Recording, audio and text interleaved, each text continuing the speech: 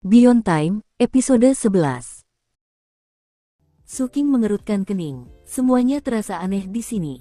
Koin roh dan poin prestasi sama nilainya. Mayat bisa dijual, dan harga kamarnya mahal. Jangan pelit, kata lelaki tua itu sambil tersenyum licik. Malam-malam di kota ini sama sekali tidak damai, dan semua penginapan lain sudah tutup. Lagi pula, aku hanya punya 2 kamar tersisa. Suking menatap langit untuk memastikan waktu, lalu kembali menatap lelaki tua itu. Saat ia mempertimbangkan apa yang harus dilakukan, ia melihat sesosok bayangan tiba-tiba berlari menuju pintu masuk penginapan, jejak darah berceceran di sekujur tubuhnya. Ternyata itu seorang kultivator. Tanpa sepatah kata pun kepada lelaki tua itu, ia menyerahkan sekantong koin roh lalu menghilang ke dalam penginapan. Sekarang aku hanya punya 1 kamar lagi, kata lelaki tua itu sambil menepuk-nepuk tasnya. Suking memutuskan untuk membayar kamar saja. Setelah menyerahkan koin roh, ia masuk ke kamar di lantai 2. Sebelum masuk, ia melihat ke balkon, ke arah lelaki tua yang sedang merokok pipa di belakang meja utama. "Untuk apa kamu membeli mayat?" tanya Suking. Pria tua itu menatapnya dan tersenyum.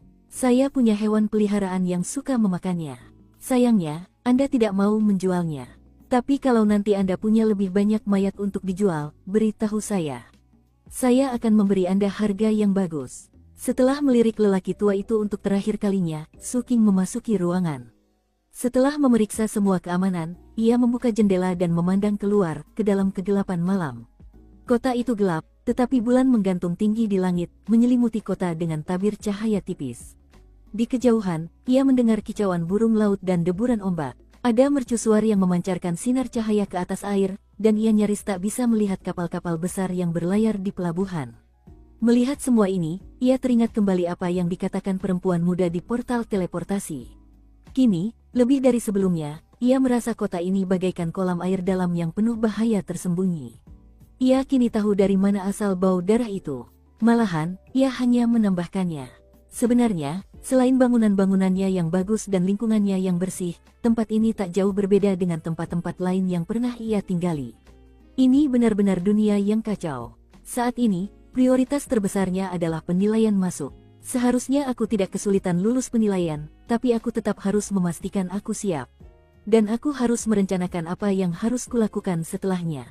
Aku masih harus mengkhawatirkan prajurit Vajra Emas Patriark. Dia ancaman terbesarku sekarang. Aku harus menjadi lebih kuat secepat mungkin agar bisa membunuhnya.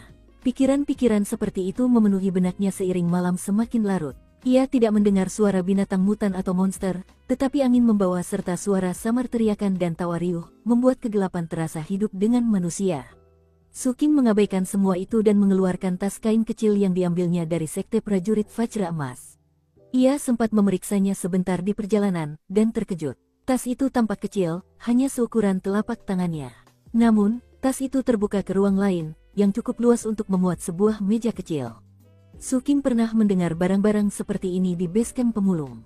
Barang-barang itu disebut tas penyimpanan. Baik di daerah kumuh maupun di base camp, barang-barang seperti ini sangat langka dan berharga. Bahkan, kau bahkan tidak bisa membelinya. Kehilangan tas penyimpanan ini akan menjadi pukulan telak bagi sekte prajurit Vajra Emas. Belum lagi tas itu berisi botol pil obat.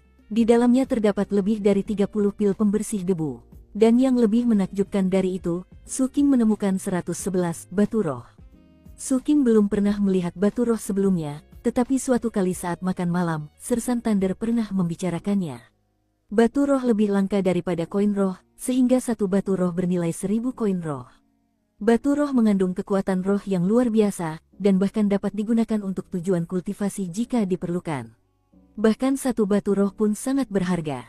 Dibandingkan dengan tas penyimpanan dan batu roh, semua barang lain yang diambilnya dari sekte prajurit Vajra Emas tidak layak disebut. Setelah memeriksa semuanya, Suking menyusunnya. Satu hal yang pasti, ia kaya. Sejak kecil hingga sekarang, ia belum pernah memiliki kekayaan sebesar itu. Jika aku lulus ujian masuk, maka ini seharusnya cukup untuk membuatku tetap bertahan di kota ini untuk sementara waktu, dan mengembangkan kultivasiku lebih lanjut. Setelah itu, ia menutup matanya untuk memulai rutinitas kultivasinya sehari-hari. Terlepas dari di mana ia berakhir, atau bagaimana penilaian masuknya, Suking harus terus mengembangkan kultivasinya.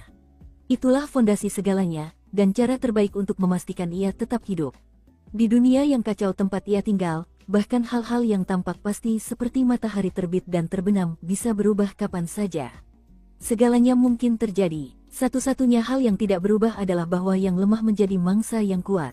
Lebih jauh lagi, menurut pengalaman Suking, semakin banyak orang di suatu tempat, semakin besar pula bahayanya. Lagi pula, hati manusia seringkali licik dan sulit ditebak. Dan itu lebih nyata daripada sebelumnya di ibu kota 7 mata darah yang berbahaya dan misterius ini. Bagi Suking, tempat ini mungkin seperti daerah terlarang. Hanya jenis yang berbeda dari sebelumnya.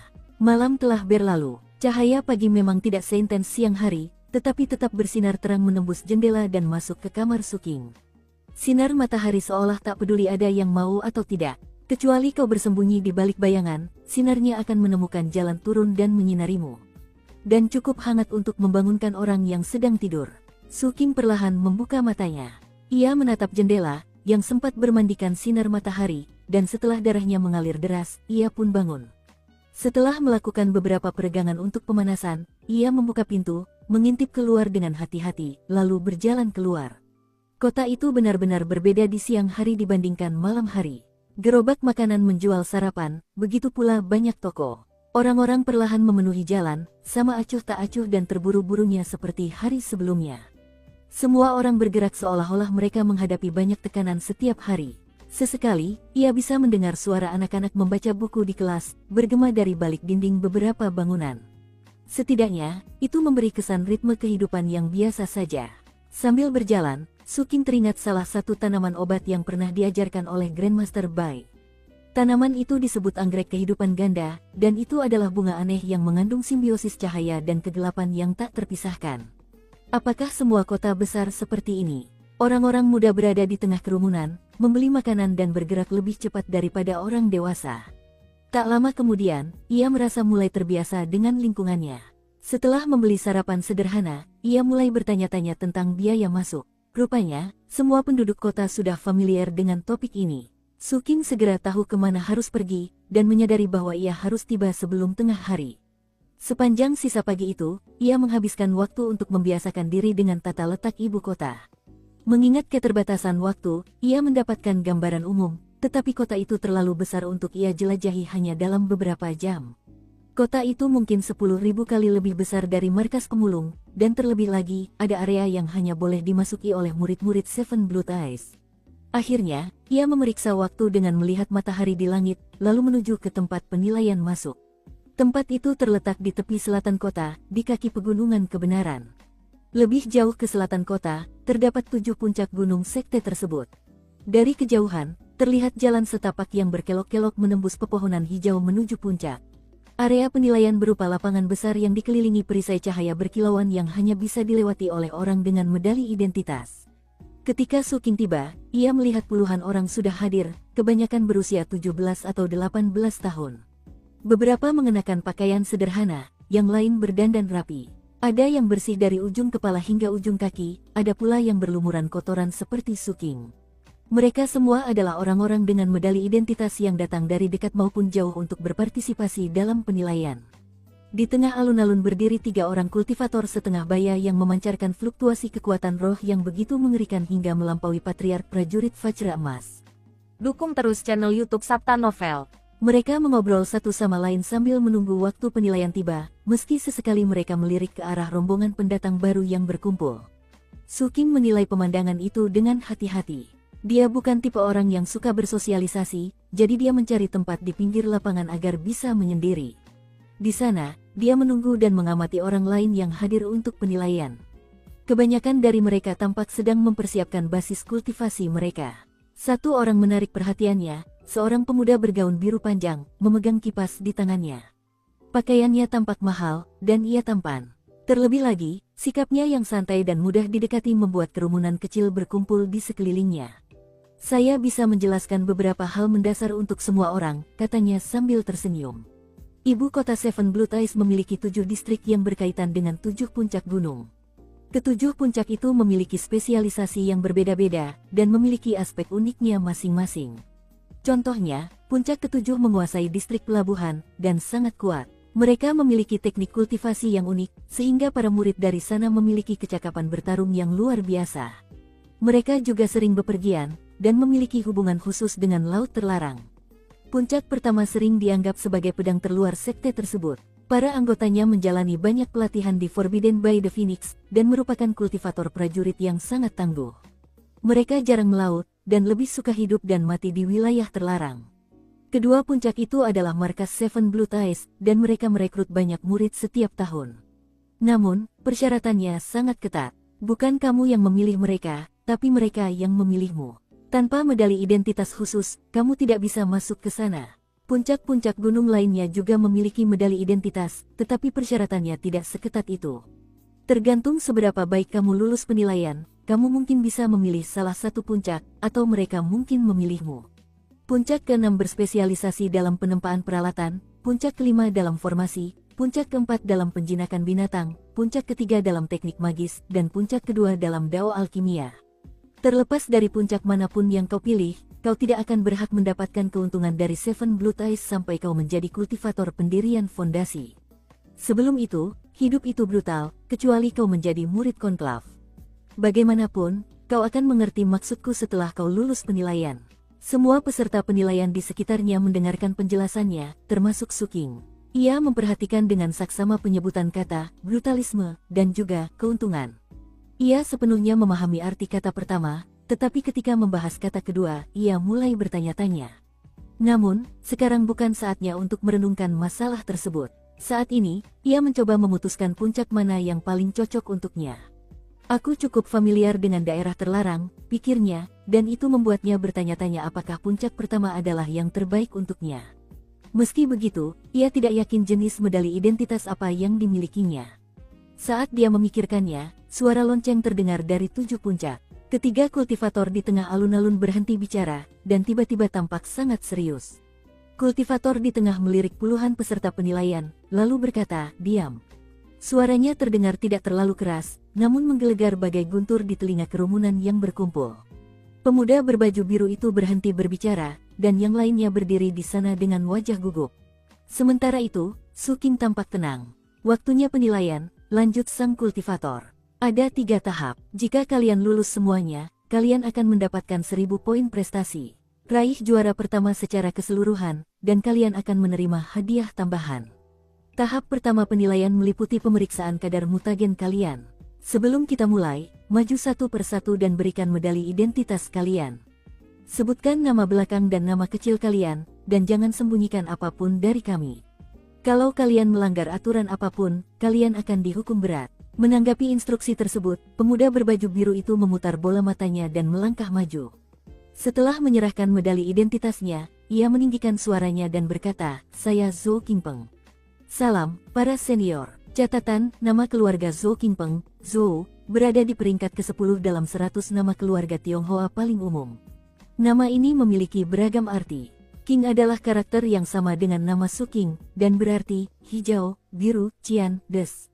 Peng merujuk pada burung mitologis raksasa yang juga merupakan bagian dari makhluk mitologis Kunpeng. Nama ini terkadang diterjemahkan menjadi rock, seperti yang saya lakukan di ISSTH. Madame Deadblade mengatakan ini terdengar seperti nama seorang pemuda yang lincah dan energik. Zhou diucapkan seperti nama umum dalam bahasa Inggris, Yo. Qing dimulai dengan bunyi CH, jadi Qingpeng diucapkan kurang lebih seperti Chengpung. Kita lanjut ke alur ceritanya. Mendengar suaranya yang keras dan jelas, ketiga petani parubaya itu mengangguk setuju. Orang kedua berjalan mendekat, lalu satu lagi, hingga 6 orang telah melewati antrean. Akhirnya, Suking maju, dengan hormat menyerahkan medali identitasnya, dan setelah ragu sejenak, berkata, "Saya Suking. Salam, para senior." Suking merasa aneh, karena sudah lama sekali ia tidak memberitahu nama aslinya kepada seseorang. Bahkan, sudah hampir 7 tahun sejak ia mengetahui nama aslinya. Sambil menundukkan kepalanya, dia mundur. Ketiga petani parubaya itu memeriksa semua medali identitas, tetapi tidak memberikan perhatian lebih kepada para peserta penilaian. Setelah formalitas awal selesai, tahap pertama penilaian dimulai. Tahap pertama sederhana. Salah satu kultivator parubaya melambaikan tangannya, menyebabkan munculnya batu kebiruan setinggi 3 meter. Batu itu jatuh ke permukaan alun-alun dengan bunyi gedebuk, menyebarkan awan debu ke segala arah. Langkahlah sesuai urutan yang sama seperti saat Anda menunjukkan medali identitas Anda, katanya. Letakkan tangan Anda di permukaan batu itu. Zhou Qingpeng berjalan lebih dulu. Su Qing memperhatikan bagaimana ia meletakkan tangannya di atas batu itu, lalu memperhatikan bagaimana batu itu berkilauan dengan cahaya saat sebuah desain rumit muncul di permukaannya. Di dalam desain itu terdapat lebih dari 40 titik cahaya yang bersinar.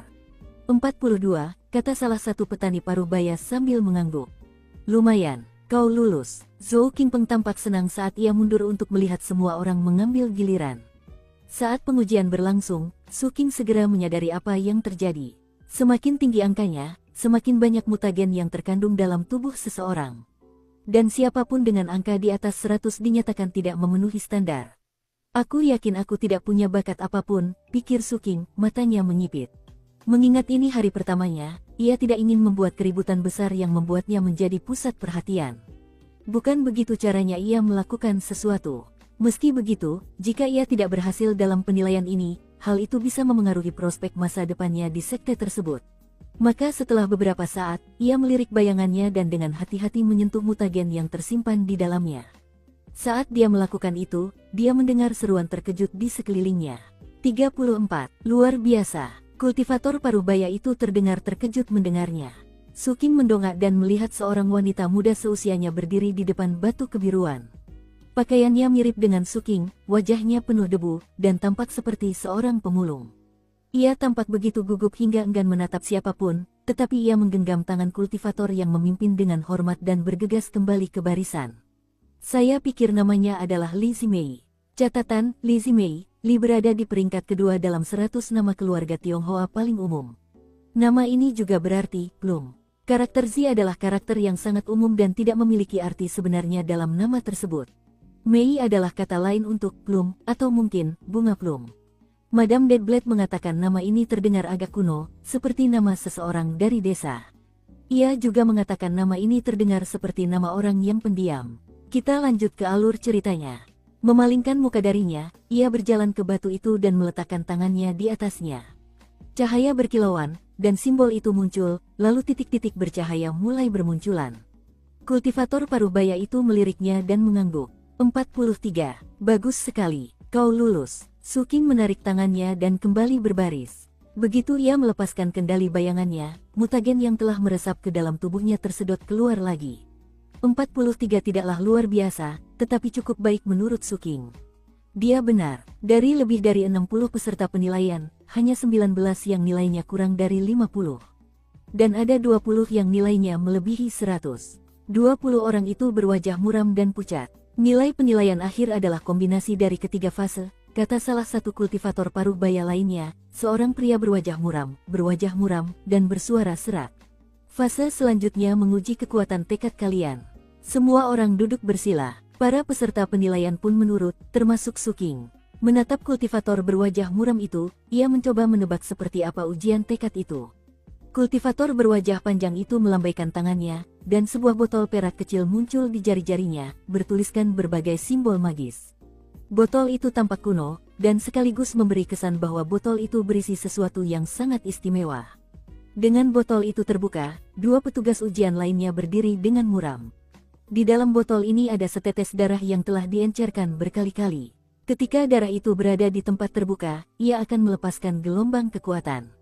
Jika kau tak sanggup menahannya, gigit lidahmu untuk mengambil darah dan menyerahlah. Dengan itu, dia membuka botol dan menuangkan isinya ke batu kebiruan. Su Qing mengamati dengan saksama setetes cairan kental berwarna keemasan muncul. Saat cairan keemasan itu menyentuh batu, cahaya keemasan yang cemerlang melesat keluar, disertai suara gemuruh yang seolah berasal dari zaman kuno.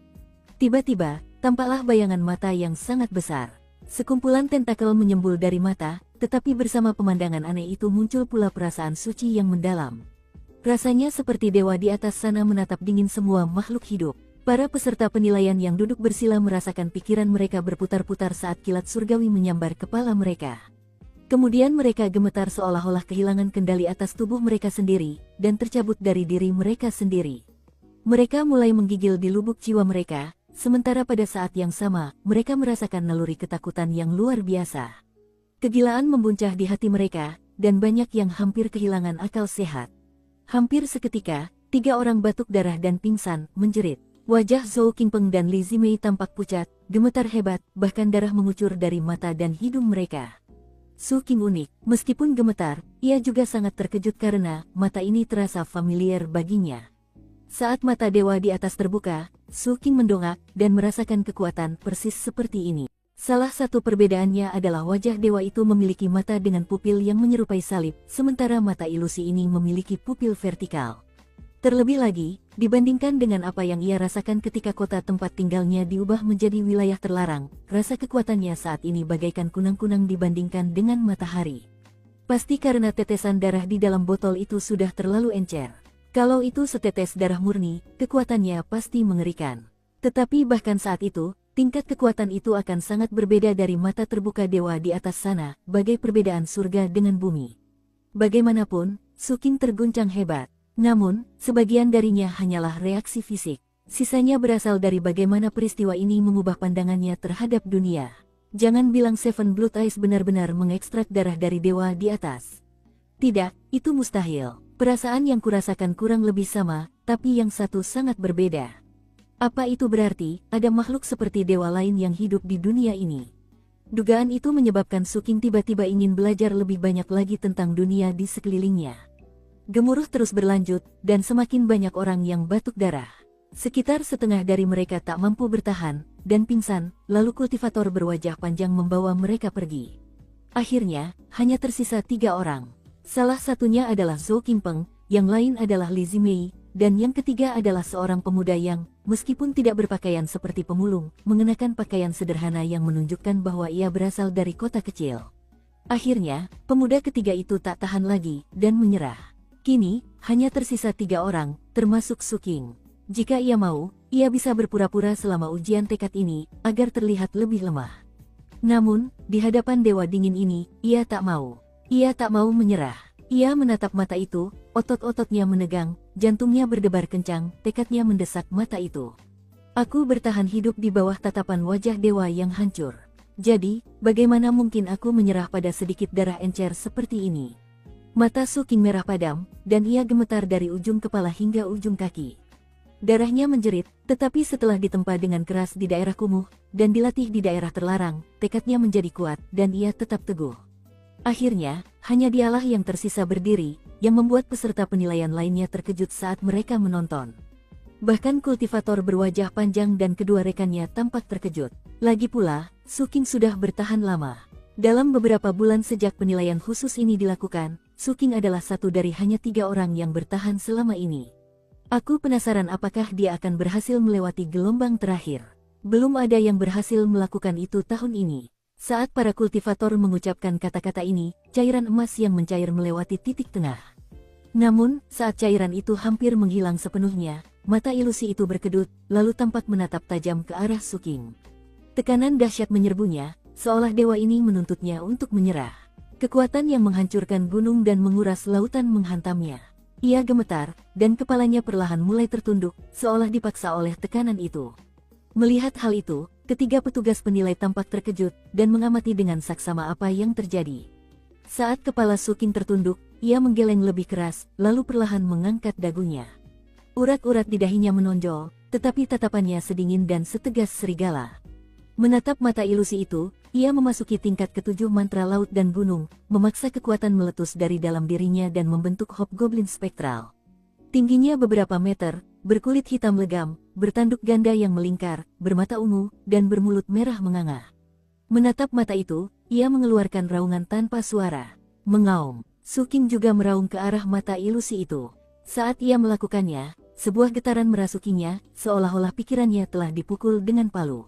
Darah menyembur keluar dari mulutnya, dan hobgoblin itu pun lenyap. Namun, matanya juga menghilang tanpa jejak. Itu sudah berakhir. Suking terengah-engah, kepalanya terasa sakit, tetapi ia berusaha berdiri, menyeka darah dari mulutnya, lalu menangkupkan tangan dan membungkuk kepada ketiga petugas. Kemudian ia kembali ke barisan. Para penonton menatap Suking seakan-akan dia orang aneh, dan semuanya menampakkan ekspresi tidak percaya di wajah mereka. Apakah itu proyeksi energi dan darah? Tanya seseorang. Itulah yang kau lihat di lingkaran besar pemurnian tubuh. Itu sama dengan lingkaran besar kondensasi Ki. Terdengar banyak tarikan napas. Suking hanya berdiri di sana dengan mata terpejam sementara rasa sakit di kepalanya perlahan mereda. Di saat yang sama, ia merasa lebih kuat dari sebelumnya. Rasanya seperti logam yang dipukul berulang kali, membuatnya menjadi lebih tajam dan kuat. Tahap kedua penilaian ini telah membawa keberuntungan bagi Suking. Ia memperoleh sesuatu yang langka seperti bulu burung phoenix atau tanduk kilin. Catatan, untuk lebih jelasnya, ungkapan tentang bulu burung phoenix dan tanduk kilin ini merupakan idiom umum Tiongkok. Saya menerjemahkannya secara langsung untuk tujuan rasa. Ungkapan ini tidak dimaksudkan untuk menyiratkan kelangkaan atau keberadaan burung phoenix atau kilin di dunia cerita. Kita lanjut ke alur ceritanya. Itu sungguh mengejutkan baginya. Ia bisa merasakan bahwa persepsinya semakin tajam, dan tekadnya semakin kuat. Tentu saja, yang terakhir mustahil untuk diuji, jadi ia tidak sepenuhnya yakin apakah ia benar.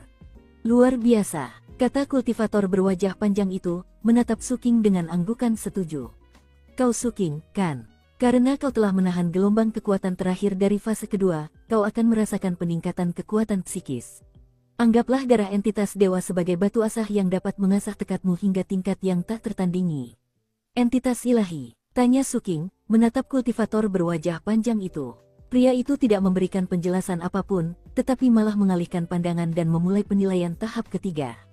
Pemimpin upacara terakhir adalah kultivator ketiga. Wajahnya bulat dengan mata kecil yang berkilau tajam. Sambil berjalan di depan rekan-rekannya, ia berkata, fase ketiga adalah pertarungan, di mana kalian akan melawan makhluk mutan versi ilusi. Kultivator berwajah bulat itu menunjuk ke arah Suking. Kamu, Suking, tidak perlu berpartisipasi. Jelas, kamu telah berlatih pemurnian tubuh hingga melepaskan proyeksi energi dan darah. Dengan kata lain, kamu memiliki kecakapan bertarung yang setara dengan lingkaran besar. Tidak ada gunanya kamu berpartisipasi di fase ketiga, jadi kamu resmi menjadi orang pertama yang lulus penilaian. Peserta penilaian lainnya memandang Suking dengan iri, tetapi tidak ada satupun dari mereka yang melontarkan kata-kata keluhan. Terima kasih banyak, senior, kata Suking, menggenggam tangan dan membungkuk dalam-dalam. Ia bukan orang yang banyak bicara, tetapi ketika ia diperlakukan dengan baik, ia akan membalasnya dengan sopan. Fase ketiga dimulai. Sementara yang lain berpartisipasi, Suking duduk bersila untuk menenangkan pikirannya. Saat fase ketiga berakhir, kondisinya sudah hampir pulih. Berdasarkan apa yang ia rasakan, persepsi dan kesadarannya terasa 2 kali lebih baik daripada sebelumnya. Saat ini, ia bisa mengamati hal-hal seperti bagaimana angin menggerakkan rumput. Perkembangan ini membuat jantungnya berdebar kencang. Batu asah tekad bekerja dengan sangat baik. Setelah selesai di sini, aku perlu menguji tingkat kendaliku atas bayanganku. Aku yakin sudah lebih baik. Setelah tahap ketiga penilaian selesai, dan semua orang kembali ke posisi semula, Suking berdiri dan bergabung dengan mereka. Di kejauhan, para wasit sedang membuat keputusan akhir. Sayang sekali puncak pertama memerlukan medali identitas khusus, pikir Suking, sambil melihat medalinya sendiri dan bertanya-tanya di mana dia akan berakhir. Sesaat kemudian, hasilnya diumumkan. Dari 60 peserta, satu kelompok kecil tidak memenuhi syarat. Mereka diberitahu bahwa, karena gagal menjadi anggota Seven Blood Eyes, mereka hanya punya waktu 2 jam untuk meninggalkan sekte. Jika mereka tinggal lebih lama, formasi mantra sekte akan otomatis membunuh mereka. Mendengar itu, pupil mata Suking mengerut. Sementara itu, orang-orang yang gagal tampak ketakutan sekaligus putus asa. Namun, mereka kemudian ditawari pilihan lain. Jika mereka memiliki cukup batu roh untuk membeli poin prestasi, mereka bisa tinggal di kota dan hidup layaknya warga biasa. Biayanya hanya 30 poin prestasi per hari.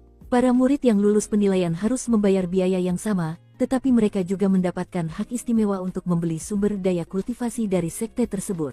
Suking agak bingung dengan cara kerjanya, tetapi ia yakin ia akan menemukan jawabannya nanti.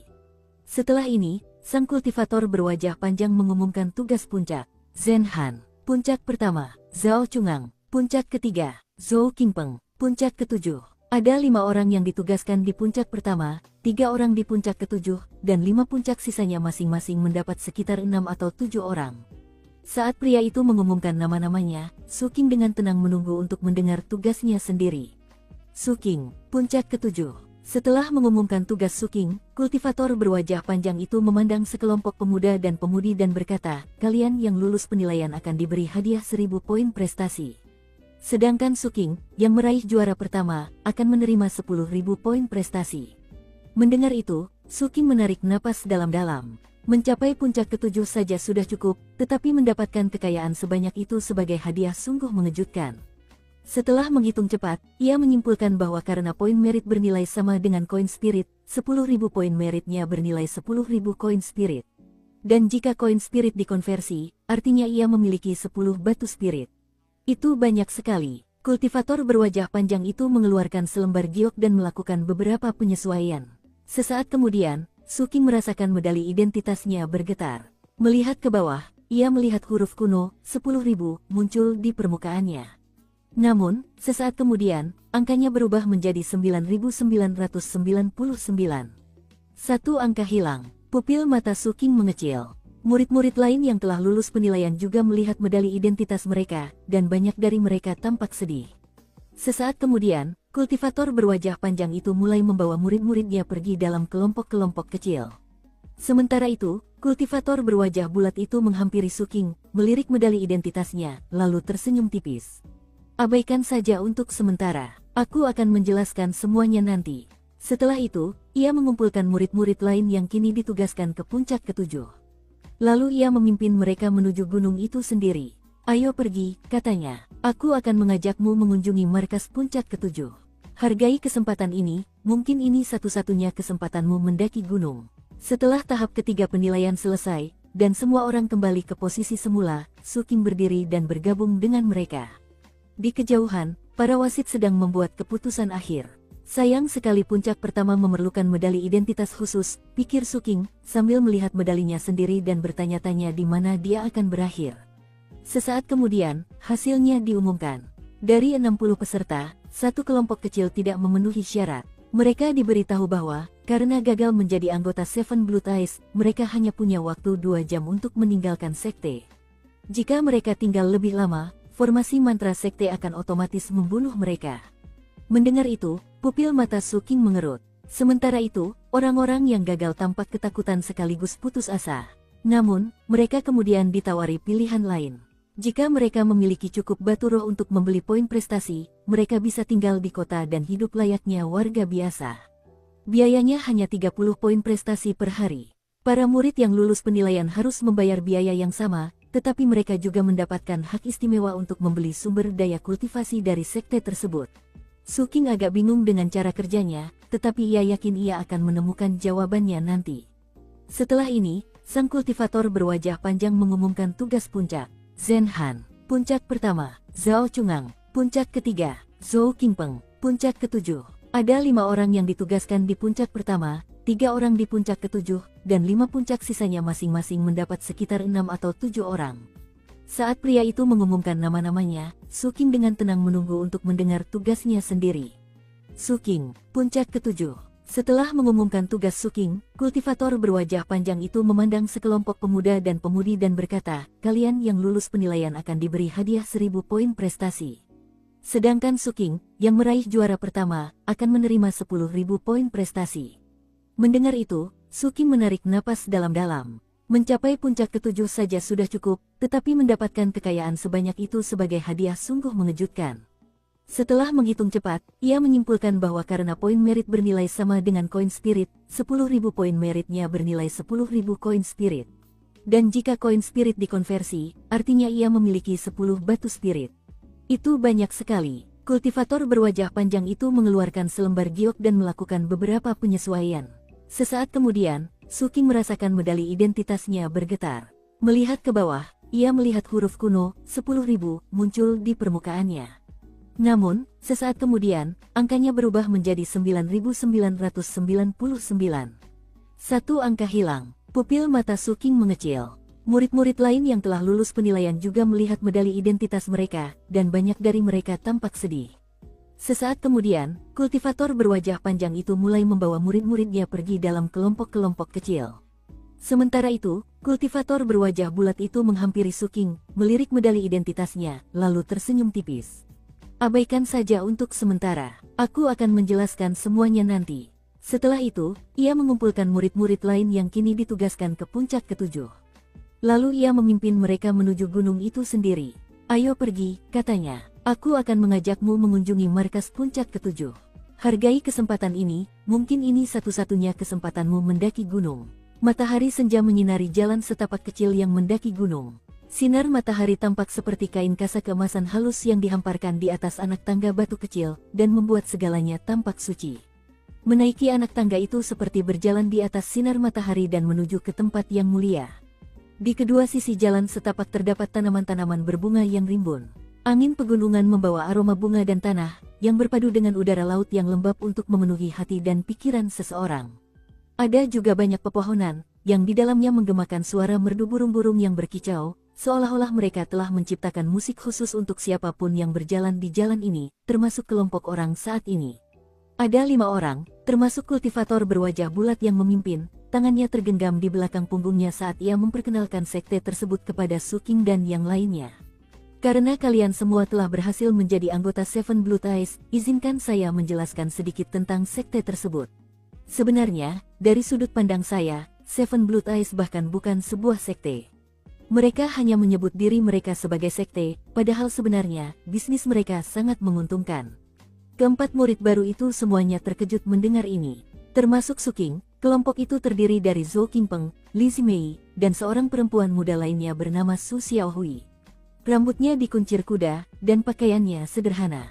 Jelas ia bukan dari keluarga kaya, tetapi ia juga bukan pemulung. Ia mungkin berasal dari kota kecil di suatu tempat. Catatan, Su Xiaohui, nama keluarga ini berbeda dengan Su King. Nama keluarga ini berada di peringkat ke-11 dalam daftar 100 nama keluarga umum Tionghoa. Artinya, lambat, lembut. Xiao berarti kecil, mungil, dan Hui berarti cerdas, rasional. Nyonya Deadblade mengatakan bahwa nama ini terdengar seperti nama gadis biasa. Jika melupakan nadanya, nama keluarganya diucapkan sama dengan Su King. Xiao dimulai dengan bunyi SH dan berima dengan kau, dengan sedikit bunyi Y setelah SH. Hui berima dengan Sai. Jadi, nama pemberiannya agak mirip dengan Xiao Wei. Kita lanjut ke alur ceritanya. Ia mencoba mengobrol dengan Su King, tetapi itu bukan keahliannya. Lagi pula, Su King tidak suka orang-orang terlalu dekat dengannya, jadi ia hanya mengangguk sebagai tanggapan. Akhirnya, ia beralih mencoba mendekati Zhou Qingpeng. Zhou Qingpeng memiliki senyum yang hangat dan ramah, sangat berbeda dengan Su King yang pendiam. Karena itu, ia dan Su Xiaohui langsung akrab, dan sesekali mengobrol dengan nada rendah saat berjalan. Li Zimei tampak pendiam dan berhati-hati, mungkin sampai merasa rendah diri, jadi dia berjalan paling belakang, dan juga menjaga jarak dari orang lain. Zhou Qingpeng berinisiatif mengajak Su King dan Li Zimei mengobrol, dan mereka tampak sangat akrab. Alhasil, Li Zimei pun segera akrab dengan yang lain. Angin pegunungan menggerakkan rambut setiap orang saat mereka berjalan dan sang kultivator berwajah bulat terus memperkenalkan sekte tersebut. Seven Blood Eyes terbagi menjadi 2 bagian, yang kami sebut On-Peak dan Off-Peak. Keduanya benar-benar 2 dunia yang sangat berbeda. Sedangkan kalian berempat, kalian, murid Off-Peak, hanya kultivator Foundation Establishment yang memenuhi syarat untuk kehidupan On-Peak. Mereka juga mendapatkan bagi hasil dari keuntungan yang dihasilkan oleh Seven Blood Eyes. Murid-murid Off-Peak hidup di dunia yang penuh kekejaman dan kepahitan. Mereka harus berjuang keras untuk bertahan hidup. Karena itu, murid-murid Off-Peak ingin sekali dipromosikan ke dunia On-Peak. Tahukah Anda berapa banyak orang yang tinggal di ibu kota Off-Peak? Dukung terus channel YouTube Sabta Novel. Kultivator berwajah bulat itu menatap para pemuda dan pemudi yang mengikutinya. Tak satu pun dari mereka yang memberikan jawaban. 3 juta orang, katanya sambil mengangkat 3 jari. Sebagian besar penduduknya adalah warga biasa, tetapi juga termasuk para murid tingkat rendah dari berbagai puncak. Sampai saat ini, itu termasuk kalian. Seperti semua orang lainnya, kalian harus mematuhi aturan Seven Blood Eyes. Aturannya sebenarnya sederhana. Semua orang Off-Peak, termasuk warga biasa dan murid, harus membayar 30 poin merit per hari untuk tinggal di kota. 30 koin spirit juga diperbolehkan.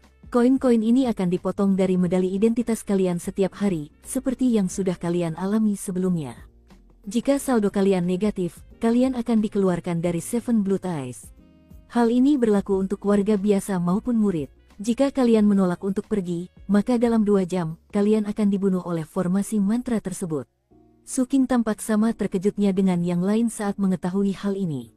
Bahkan Zhou Qingpeng pun tampak sedikit takut. Tentu saja, itu baru biaya dasar. Kamu harus cari makan dan penginapan sendiri. Ini soal bertahan hidup. Segala sesuatu di ibu kota kita sangat mahal, dan yang paling mahal adalah sumber daya budidayanya.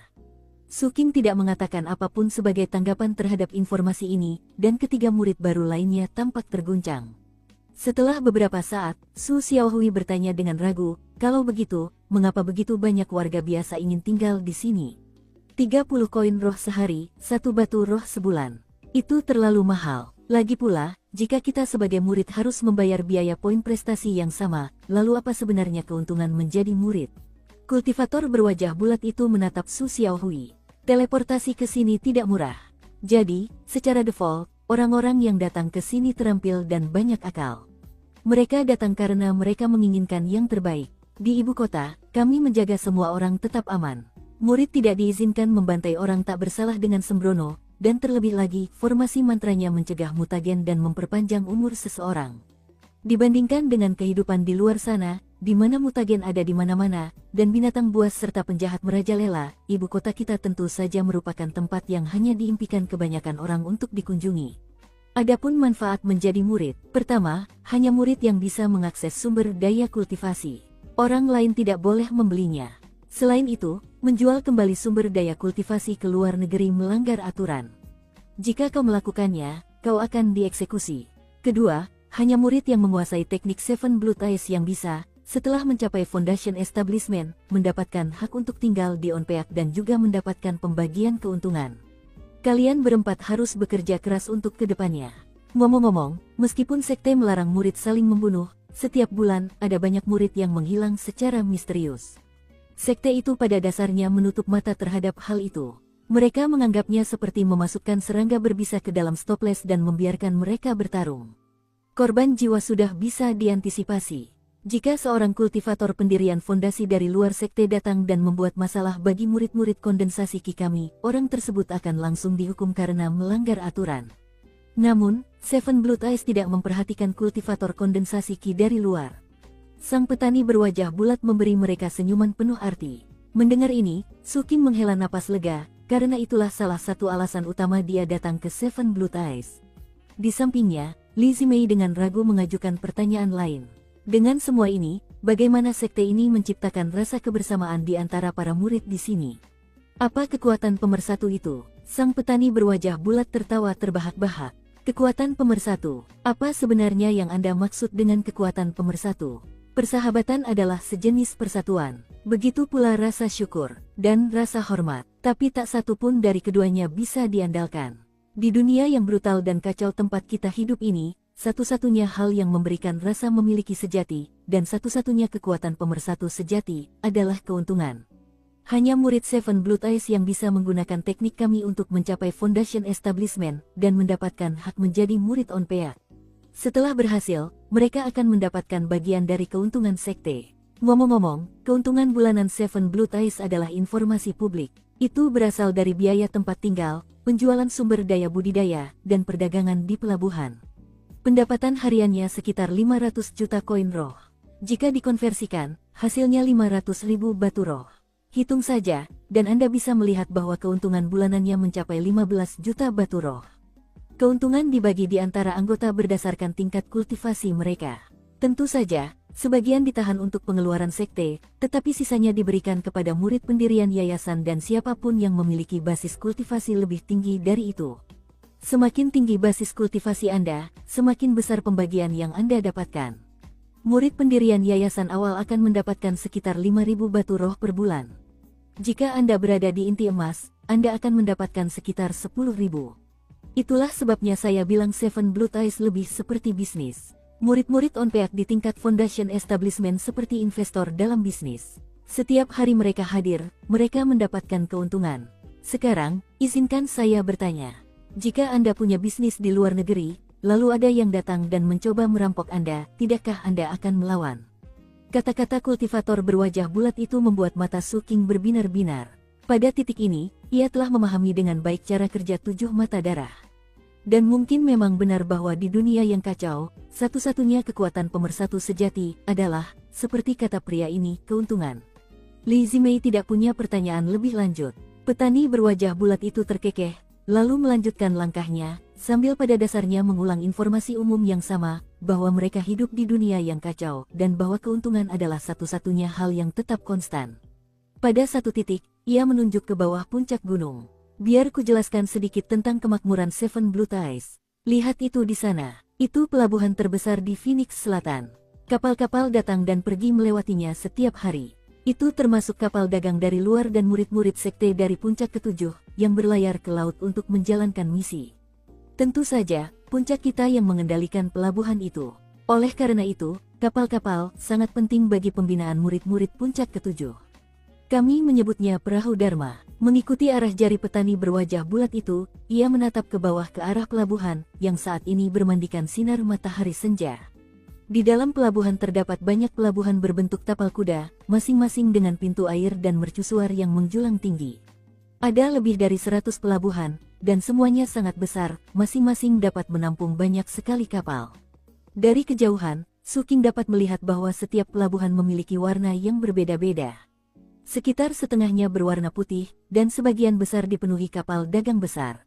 Bagian pelabuhan lainnya memiliki pelabuhan berwarna ungu. Dari apa yang dilihatnya, kapal-kapal di bagian ungu berukuran kecil dan banyak. Bagian putih itu untuk orang luar, jelas kultivator berwajah bulat itu. Bagian ungu itu tempat tinggal para murid puncak ketujuh. Semua kapal di sana adalah Dharma Boat yang kusebutkan. Dharma Boat kami terkenal di seluruh Phoenix Selatan. Mereka bagaikan jantung dan jiwa kultivasi puncak ketujuh. Perahu Dharmamu pada dasarnya adalah gua rumah besarmu dan tungganganmu, sekaligus. Lebih dari itu, mereka seperti rekan bertarungmu, dan juga sesuatu yang mutlak kamu butuhkan untuk mendapatkan sumber daya yang kamu butuhkan. Kamu bisa memperlakukan perahu Dharmamu seperti harta karun ajaib. Catatan, dalam terjemahan Ergen saya sebelumnya, saya menerjemahkan gua rumah besar sebagai gua abadi. Belakangan saya menyadari bahwa gua abadi kurang akurat dan juga menyebabkan banyak masalah dengan kontinuitas istilah. Dalam novel ini, saya akan menggunakan istilah gua rumah besar sebagai gantinya. Kita lanjut ke alur ceritanya. Mendengar kata-katanya, mata Li Zimei dan Su Xiaohui terbelalak lebar. Jelas, mereka tahu segalanya tentang harta karun magis. Zhou Qingpeng juga menatap kapal-kapal di bawah, matanya berbinar penuh harap. Su Qing bereaksi serupa. Ia tahu betapa langka dan mahalnya harta karun magis itu.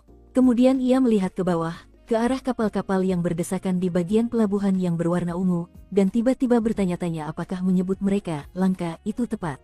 Tentu saja, itu bukan harta karun magis yang sebenarnya, lanjut kultivator berwajah bulat itu. Tapi perahu Dharma puncak ketujuh bisa ditingkatkan. Seiring bertambahnya basis kultivasimu, kau bisa menyempurnakannya, dan akhirnya, kau benar-benar bisa mengubahnya menjadi harta karun magis.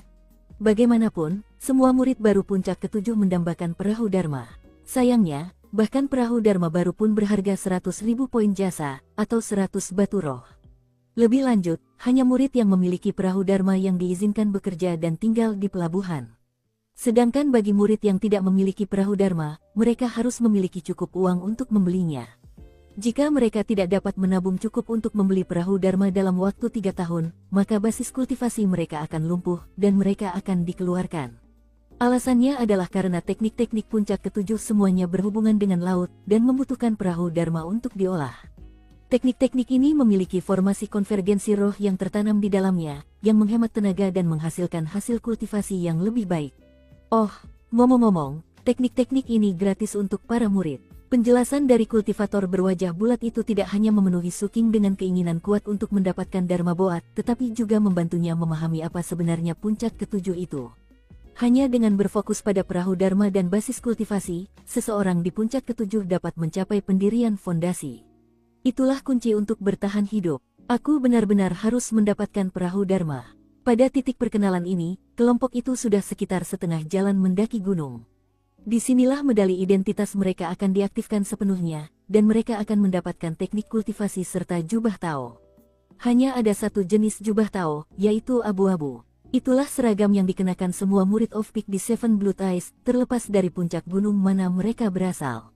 Mengaktifkan medali identitas membutuhkan 1000 poin prestasi. Setelah itu, medali identitas akan menyimpan informasi murid, termasuk poin prestasi mereka. Medali ini juga dapat digunakan untuk komunikasi. Ketika Suking menerima jubah Tao-nya, ia merasakan fluktuasi kekuatan spiritual darinya, dan saat itulah ia menyadari bahwa jubah itu sungguh luar biasa. Kainnya lembut, tetapi tidak mudah kusut. Jika jubah Tao seperti ini dijual di luar sekte, harganya pasti sangat mahal. Li Zimei dan Suking sama-sama terkesan dengan jubah Tao tersebut. Sedangkan Su Xiaohui, ia tampaknya ingin mengikuti jejak Zhou Qingpeng. Zhou Qingpeng menatap kultivator berwajah bulat dan para petinggi sekte yang membagikan barang-barang, lalu berkata dengan suara pelan, "Para petinggi, saya ingin membeli perahu Dharma." Kultivator berwajah bulat itu tersenyum. Sedangkan orang yang membagikan barang baru mereka adalah seorang lelaki tua kurus kering yang menatap Zhou Qingpeng dan berkata dengan tenang, 100.000 poin pahala. Atau 100 batu roh. Li Zimei dan Su Xiaohui menarik napas tajam setelah mendengar ini. Bagi mereka berdua, 100 batu roh adalah tingkat kekayaan yang hanya bisa mereka impikan saat ini. Adapun Zhou Qingpeng, dia bergegas maju dan mengeluarkan selembar uang kertas emas yang dia tawarkan dengan hormat dengan kedua tangan. Catatan roh dari puncak kedua. Itu bisa. Pria tua itu mengambil catatan itu, lalu menyerahkan kotak brokat ungu kepada Zhou Qingpeng. Ia menatap ketiga murid baru lainnya. Ada lagi yang mau beli. Catatan, bagi yang belum familiar dengan kotak brokat Tiongkok, pada dasarnya kotak-kotak ini terbuat dari kain brokat di bagian luar dan kain lembut di bagian dalam. Kotak-kotak ini umumnya digunakan untuk menyimpan barang-barang berharga atau mewah, atau untuk membuat barang-barang tampak berharga atau mewah. Kita lanjut ke alur ceritanya. Li Zimei dan Su Xiaohui menunduk. Sedangkan Su Qing, ia berpikir sejenak, lalu menguatkan diri, melangkah maju, dan mengeluarkan 100 batu roh dari karungnya. Pria tua itu tidak mengatakan apa-apa. Sambil mengeluarkan kotak brokat lain, Li Zimei dan Su Xiaohui memandangnya dengan iri. Zhou Qingpeng hanya meliriknya sekilas. Su Qing mengambil kotak itu dan membukanya. Di dalamnya terdapat dua benda, sebuah slip giok dan sebuah botol transparan. Botol itu tidak biasa. Botol itu muat di telapak tangannya, dan berisi cairan yang sepertinya air laut. Di atas air itu, mengapung sebuah perahu kecil berkanopi hitam. Catatan, berdasarkan deskripsi, jenis perahu yang dijelaskan seperti perahu Tiongkok kuno. Kita lanjut ke alur ceritanya. Perahu itu sepenuhnya hitam, dan desainnya sederhana. Namun, semua papan yang membentuk perahu itu dipenuhi simbol-simbol magis. Dan meskipun berada di dalam botol, perahu itu memancarkan tekanan yang luar biasa. Bahkan, baik botol itu sendiri maupun perahu kecil di dalamnya, keduanya tampaknya bernilai jauh lebih dari 100 batu roh. Adapun slip giok itu, berisi semua informasi tentang perahu itu. Baiklah, kata kultivator berwajah bulat itu, kau bisa kembali menuruni puncak sekarang. Ingat, baik teknik maupun perahu Dharma kita tidak boleh dibagikan kepada orang luar. Lakukan itu, dan konsekuensinya akan berat. Su Xiaohui dan Li Zimei, kuharap kalian berdua bisa bekerja keras ke depannya, dan akhirnya menabung cukup banyak untuk membeli perahu Dharma. Zhou Qingpeng dan Su Qing, medali identitas kalian berisi semua informasi tentang tugas kalian saat ini. Kalian bisa melihat diri kalian menuruni gunung. Keempat murid baru itu menggenggam tangan kultivator berwajah bulat itu, lalu berbalik untuk pergi. Namun, sebelum Su Qing sempat melangkah, kultivator berwajah bulat itu memanggilnya. Su Qing, saat yang lain pergi, Su Qing berbalik dengan hormat. Kau kuat untuk seorang kultivator tingkat rendah, lanjut kultivator berwajah bulat itu. Kau jelas berada di tingkat ketujuh pemurnian tubuh, tetapi bisa menghasilkan proyeksi energi dan darah seperti seseorang di lingkaran besar. Jelas kau berbakat, dan mungkin berada di puncak di antara para kultivator tingkat rendah. Aku tidak akan terkejut jika kau bisa dengan mudah membunuh kultivator nakal di tingkat ke-9 atau bahkan ke-10. Namun, kultivasi tubuh itu sederhana. Ia memberi Anda kecepatan, kekuatan, dan daya pemulihan. Namun, itu tidak dianggap sebagai dao yang hebat. Bagi para kultivator, dao agung sejati adalah kultivasi sihir. Saya sarankan, ke depannya, kalian lebih fokus pada kultivasi sihir. Kekuatan spiritual dan teknik sihir kalian terlalu lemah. Jika kalian bertemu kultivator nakal, kalian akan baik-baik saja. Tapi jika berhadapan dengan murid dari salah satu sekte besar, kalian akan mendapat masalah. Mendengar ini, Su Qing merasa terguncang. Lagi pula, aku tidak yakin dari mana asalmu, tapi aku yakin kau selalu hidup dalam bahaya. Karena itu, kau mengembangkan beberapa kebiasaan naluriah. Kebiasaan? Tanya Su Qing, tidak yakin apa maksudnya. Mengingat betapa baiknya hasil penilaianmu, aku akan memberimu beberapa saran. Saat kau mendaki puncak tadi, kau jarang menggerakkan tangan kananmu. Dan jari telunjuk dan jari tengah kananmu sepertinya selalu siap. Aku berani bertaruh, di dalam karungmu, kau menyimpan beberapa senjata tersembunyi yang siap kau lemparkan kapan saja. Mungkin beberapa jarum atau belati terbang. Ekspresi Su Qing berubah serius. Ini pertama kalinya seseorang bisa dengan mudah mengetahui isi hatinya. Sambil tersenyum lebar, Pria itu melanjutkan, kusarankan kau jangan biarkan kebiasaan ini menjadi kebiasaan. Kalau kau biarkan, orang-orang akan memperhatikan, dan kau akan mendapat masalah. Jangan memberikan petunjuk, sembunyikan kekejamanmu di balik penampilan yang lembut, seperti jarum yang tersembunyi di balik sutra. Senyum pria itu tampak tidak mengandung sesuatu yang mengancam. Sepertinya ia hanya memberikan sedikit nasihat kepada murid barunya. Mungkin ia bahkan menganggapnya sebagai investasi kecil untuk masa depan. Namun, kata-katanya membuat Suking merinding. Ia menarik napas dalam-dalam, menggenggam tangan, dan membungkuk dalam-dalam. Saat pergi, ia memikirkan apa yang baru saja didengarnya, lalu menatap tangan kanannya. Meregangkan jari-jarinya, ia berusaha membuat dirinya terlihat lebih alami. Butuh sedikit usaha untuk menjaga jari-jarinya agar tidak terlalu kaku, tetapi mulai berhasil.